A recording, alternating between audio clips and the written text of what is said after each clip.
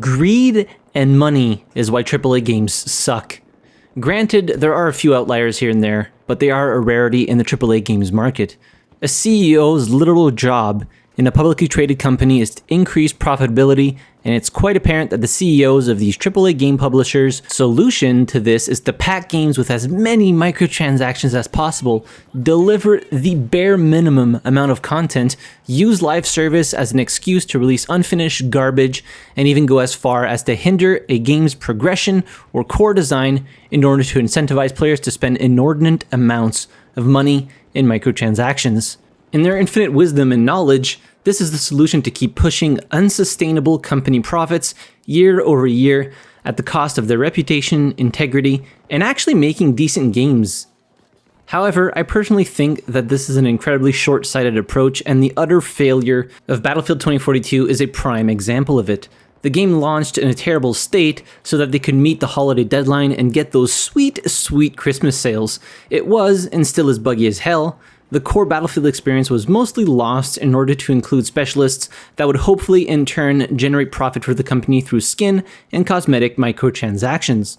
But look at where they are now. The game is doing poorly, sales were lower than expected, they aren't making any money from microtransactions because, well, there are none to start with, and even if there were, who in their right mind would purchase them? The answer, probably not a whole lot of people, because nobody's actually playing the game. The silver lining here is that gamers are finally starting to wake up and smell the proverbial coffee, and I include myself in this. We are pushing back en masse against these shady companies and their shitty, undercooked products being sold for full price. I myself have started putting more time into indie games, and I must say, there are a lot of games out there to enjoy, even in the FPS market. Most of these indie developers still have passion for game development, and their mission at its core is to make a good game over everything, which is the complete opposite of AAA game publishers / developers, whose main purpose is to make profit at all costs. The thing they are starting to realize, though, is that by making shitty unfinished products with game-hindering microtransactions, they end up, number one, making less money than projected, and number two, alienating their customers with their poor business practices. If they actually made good games that were polished and filled with content, they would end up making far more money in the long run instead of constantly chasing that extra revenue for the quarter, even if it means releasing an unfinished product. They have the budget and resources to make good games. They just lack the soul and passion to do so, which is where indie developers shine. I wholeheartedly believe that publicly traded game publishers are the creators of their own downfall. But anyways, I just wanted to get this video out there and suggest a few indie FPS games that might interest you that I have personally been enjoying, such as World War III. It's currently in closed beta, but soon to launch, free to play, hopefully. We're still waiting on an official release date, but that game has a lot of promise.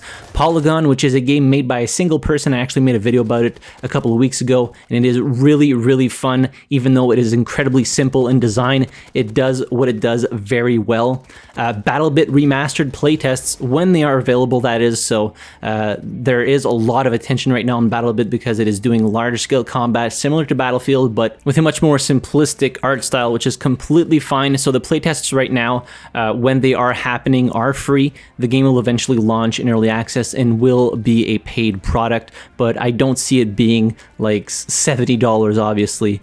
Seeing as it isn't a AAA game.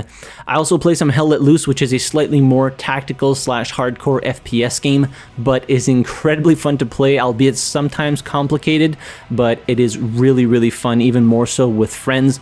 And Hunt Showdown, which is arguably not made by an indie developer, but is really, really fun. Even though I haven't given it enough time as of late, if you like a game with atmosphere and stellar sound design, give Hunt Showdown a go.